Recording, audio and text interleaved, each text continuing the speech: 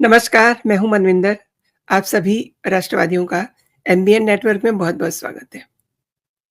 कांग्रेस को, कपिल सिब्बल को एक बड़ा झटका लगा एंड झटका तो ट्रंप को भी लगा है क्योंकि उसने अपनी 2 धेले की जो सब्ज़ी थी, महँगी कर दी और मोदी जी जब बोलते हैं, तो धमक दूर तक जाती है। वैसे तो राहुल गांधी को भी झटके पे झटके लग रहे हैं, लेकिन एक बात गांधी परिवार को समझ में आ गई है कि इन्होंने खुद अपने पैर पे कुल्हाड़ी मारी है। ऑपरेशन सिंदूर की चर्चा की डिमांड करके। मैंने अमित शाह जी को सुना, जयशंकर जी को सुना, ये चर्चा के दौरान राजनाथ सिंह जी को सुना और मोदी जी को भी सुना। कमाल की चर्चा रही।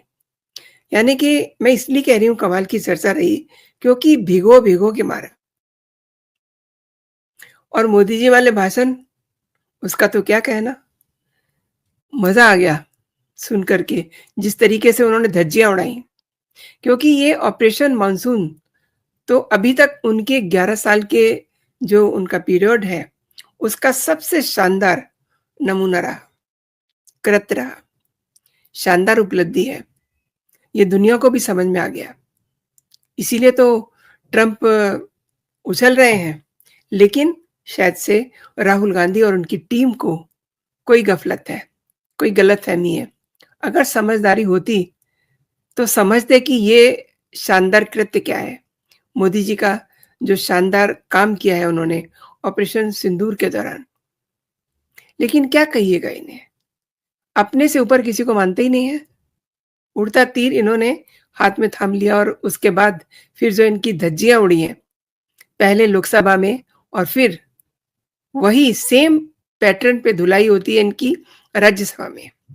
और ये जो झटके हैं, इसको ये सँभल नहीं पाएँगे इससे, उभर नहीं पाएँगे क्योंकि जयशंकर जी ने तो इन्हें बहुत बड़ी टिप्पणी कर दी है।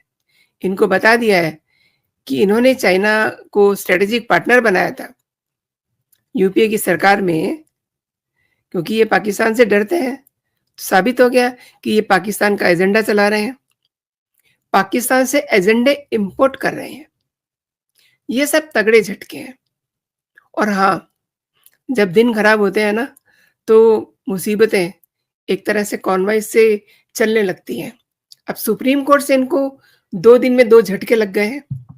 पहला तो एसआईआर को लेकर के, जिसको लेकर के ये बहुत हल्ला-गुल्ला मचा रहे थे, आपको याद होगा। किस तरीके से डे 1 से ही ये मानसून सत्र को स्पॉइल कर रहे हैं। दूसरा झटका इनको बुधवार को लग गया। धनखड़ जी तो निकल लिए, लेकिन उनके जो मित्र हैं, जस्टिस यशवंत वर्मा, उसको लेकर के।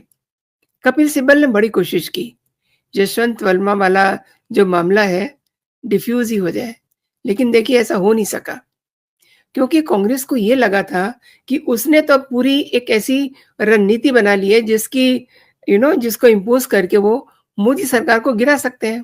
क्योंकि राज्यसभा के जो अध्यक्ष थे, उन्हें लगा कि जो अध्यक्ष हैं, उपराष्ट्रपति हैं, धनखड़ जी हैं, वो तो उनकी जेब में है, उनके साथ हैं। जब राज्यसभा का अध्यक्ष उनके साथ आ जाएगा तो लोगों को पता चलेगा कि वो क्या-क्या कर सकते हैं। वो तो चंद्रबाबू नायडू को भी तोड़ सकते हैं और वो नीतीश बाबू को भी तोड़ सकते हैं। नीतीश बाबू तो पलटी मारने में उनको पता ही है, देर नहीं लगाएँगे, लेकिन ऐसा कुछ भी नहीं हुआ। देखिए, सेट वही रहा, लेकिन अब नज़ारे बदल गए हैं, किरदार बदल गए हैं। जगदीप धनखड़ जी तो गायब हो गए हैं। वो भी एक बड़ा झटका था कांग्रेस को खास तौर पे, क्योंकि उनकी पीठ पर चढ़ के मेला देखने जाने वालों में थी कांग्रेस। अब सुप्रीम कोर्ट का तगड़ा झटका। हालाँकि देखिए, सीजेआई ने कहा है कि जसवंत वर्मा को जस्टिस से कम ना माना जाए, जस्टिस ही मानिए। तो वो अभी मील आउट है, क्योंकि एक बड़े वकील को इसी बात पे डाँट पड़ गई थी। उनको सरनेम से उन्होंने कॉल किया। तो सीजेआई ने उन्हें कहा कि आपने इन्हें क्यों सरनेम से बुलाया है? क्या ये आपके भाई लगते हैं? आपके दोस्त लगते हैं?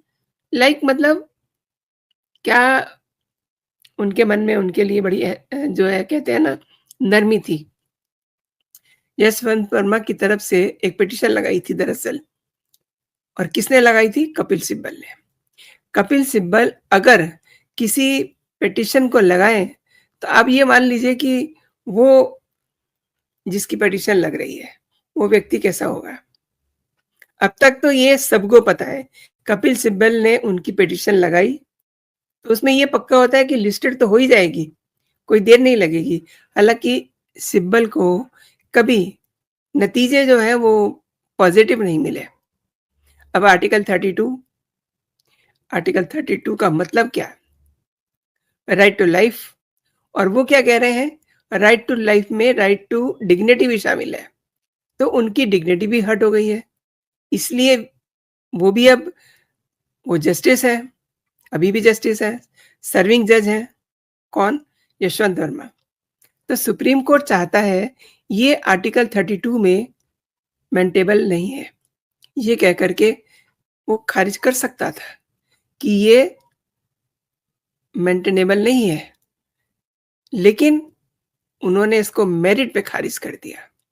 अब आप देखिए, मेरिट पे खारिज हुआ है तो कितना बड़ा झटका लगा है।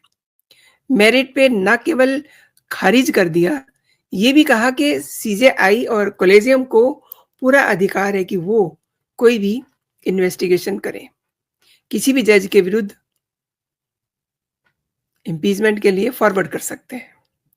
और मैं आपको फिर से याद दिला दूं, क्योंकि जगदीप धनखड़ बड़े भोले-भाले लगते थे, लेकिन वो तो बड़े घाघ निकले। वो इनको लेकर के बड़े परेशान थे कि कमेटी बनाएँगे, ये होगा, वो होगा। लेकिन अब सुप्रीम कोर्ट ने जजमेंट दे दिया है कि ये जो कमेटी की रिपोर्ट है, उसी पर एक्शन लिया जा सकता है। अभी तक एक बड़ा कन्फ्यूज़न था, पार्लियामेंट में भी था, ये कन्फ्यूज़न सरकार में भी था, और कहीं न कहीं प्रधानमंत्री नरेंद्र मोदी के मन में भी था कि कल को कोई लीगली कोई परेशानी ना हो, तो कमेटी मतलब दोबारा बनवा देते हैं। देखिए, उसी कमेटी को बनवाने के चक्कर में बेचारे जगदीप धनखड़ जी, छुट्टी हो गई उनकी। धनखड़ जी कहते आ रहे हैं डे वन से ही, अरे इतने नोट मिले, इतने पैसे मिले, कैसे आ गए? अगर किसी और के घर से मिलते तो बड़ी कार्रवाई हो जाती। लेकिन देखिए, अंदर खाने क्या चल रहा था? अंदर खाने क्या चलता है, ये एक्चुअली बाद में पता चलता है, और अब बाद में ही पता चला है। जगदीप धनखड़ जी का और जस्टिस यशवंत वर्मा का एक बड़ा क्लोज़ रिश्ता निकल आया है। ये बात वैसे धीरे-धीरे निकल के आई है। पहले किसी को पता नहीं थी, लेकिन ये जो सिब्बल साहब हैं, इन्हें पता था। वैसे देखिए, चर्चा तो यहाँ तक हो रही है कि कैश कांड और कैश को आग में झोंकने के कांड में कई बड़े नामी लोग शामिल हैं। मैं मतलब इसका भी कोई प्रूफ नहीं है, पक्के तौर पे इसे कोई नहीं कह सकता, लेकिन अगर बातें चल रही हैं, तो फिर सोचने की बात है ना कि जो रिपोर्ट दी है चीफ जस्टिस की कमेटी ने कॉलेजियम की तरफ से, चीफ जस्टिस ने जो कमेटी अपॉइंट की थी, उस कमेटी की जो रिपोर्ट गई है, वो रिपोर्ट ऐसा कुछ नहीं कहती कि पता नहीं चला किसके पैसे हैं। दरअसल सुप्रीम कोर्ट ने ये कह दिया है कि जो कमेटी अपॉइंट की थी, कॉलेजियम ने उस कमेटी के recommendation chief justice of India ने पार्लियामेंट को, प्रेसिडेंट को फॉरवर्ड किए हैं। उसकी बेसिस पे इम्पीचमेंट हो सकता है। तो अब सिब्बल भी गए, धनखड़ जी तो पहले ही चले गए थे, रह गए यशवंत वर्मा, उनकी इम्पीचमेंट हो सकती है।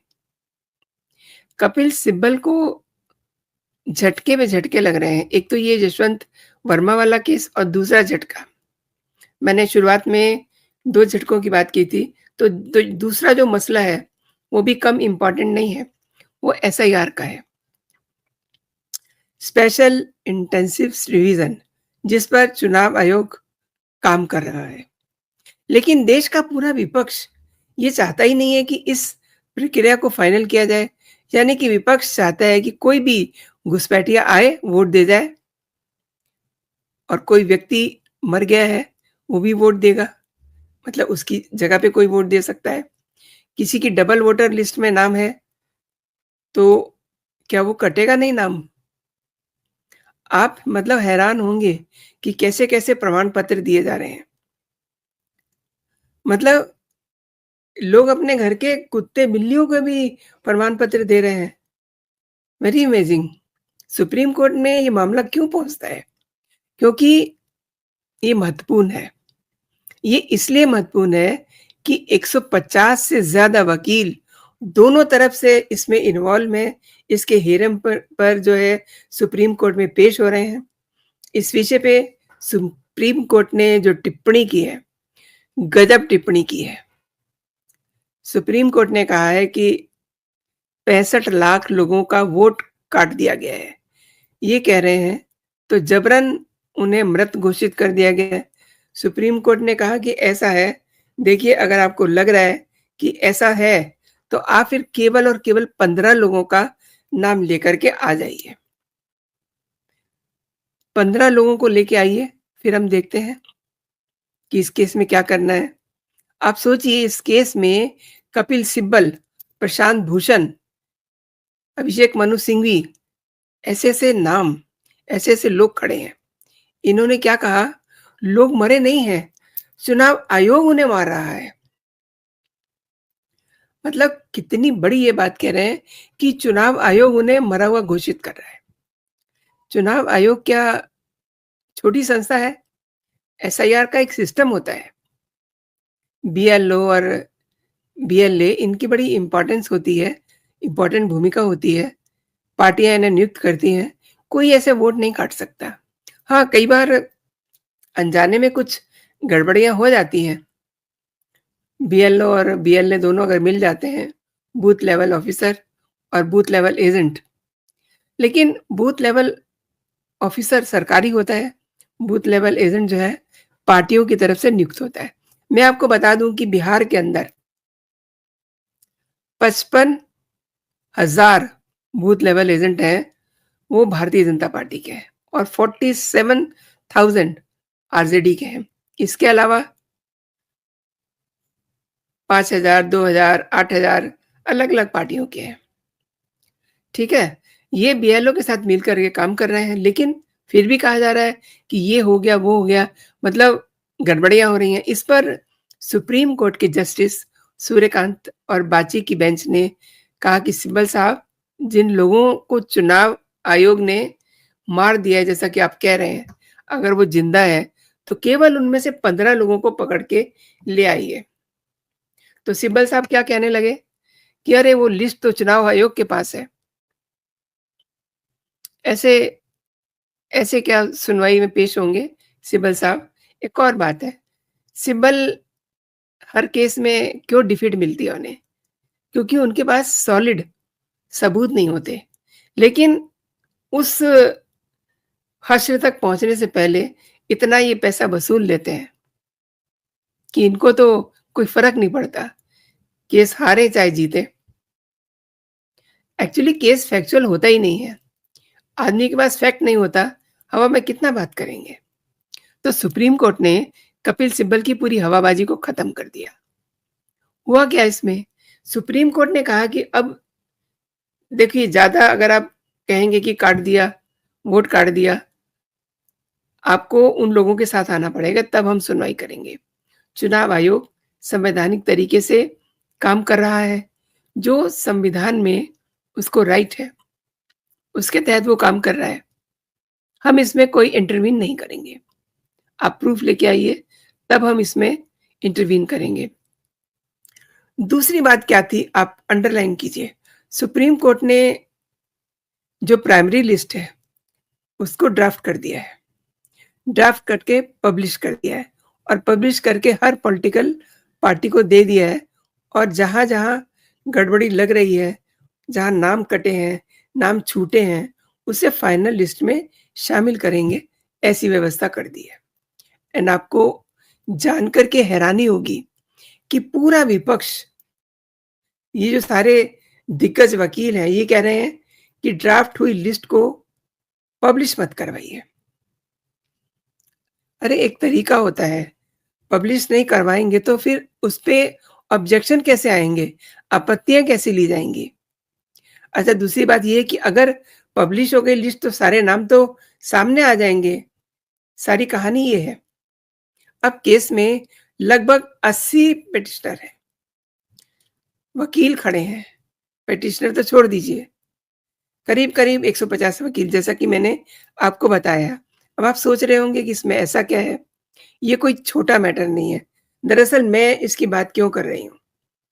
मैंने बात तो शुरू की थी मोदी जी के भाषण से, ऑपरेशन सिंदूर से, लेकिन देखिए ये भी एक बड़ी साजिश है। अगर पहलगाँव में साजिश हुई है, लोगों को धर्म पूछ के मारा गया है, तो यहाँ भी देश को तोड़ने के लिए तैयारी हो रही है, घुसपैठियों को घुसाने की, उनको बसाने की। ये एक बड़ी साजिश है। जब वोटर लिस्ट में नाम आ गए हैं कि ये सब खेल चल रहा था, अब वोटर लिस्ट ने ये साबित कर दिया है कि इनका खेल तो फेल हो गया है। अब राहुल गांधी, अखिलेश यादव, पूरा विपक्ष, ये सब लोग संसद में धरने दे रहे हैं कि मोदी ने चुनाव चुरा लिया है। राहुल गांधी का कहना है कि मोदी ने पूरा चुनाव हाईजैक कर लिया था। किस लिए? क्यों कह रहे हैं? ये महाराष्ट्र की जो चुनाव प्रक्रिया थी, उस पर इन्होंने कई सारे लेख भी लिखे, उसी में इन्होंने कहा था कि मोदी ने चुनाव चुरा लिए हैं। ऑपरेशन सिंदूर पे बहस हो रही थी संसद के अंदर और जो मोदी जी ने धुलाई-पिटाई इनकी की और फिर बुधवार को जो धुलाई-पिटाई इनके अगेन राज्यसभा में हुई है, उसके मूल में क्या है? समझ में आ रहा है ना कि ये चाहते क्या हैं? एक तरफ तो ये फर्जी वोटर लिस्ट तैयार कर रहे हैं ताकि इनके वोट कहीं भाग ना जाएँ। दूसरा दूसरा ये सब काम करके ये चाहते हैं कि किसी न किसी तरीके से मोदी की सरकार को गिराया जाए। तो ऐसा तो हो नहीं सका। अब आगे देखते हैं क्या होता है। अभी तो मॉनसून सेशन चल रहा है। तो आपने मेरे साथ पूरा वीडियो देखा, इसके लिए आपका बहुत-बहुत धन्यवाद एंड कंटेंट आपको कैसा लगा? आप कमेंट करके ज़रूर बताइए। वीडियो को लाइक कीजिए, शेयर कीजिए। तो अभी के लिए इतना ही। जय हिंद, जय भारत।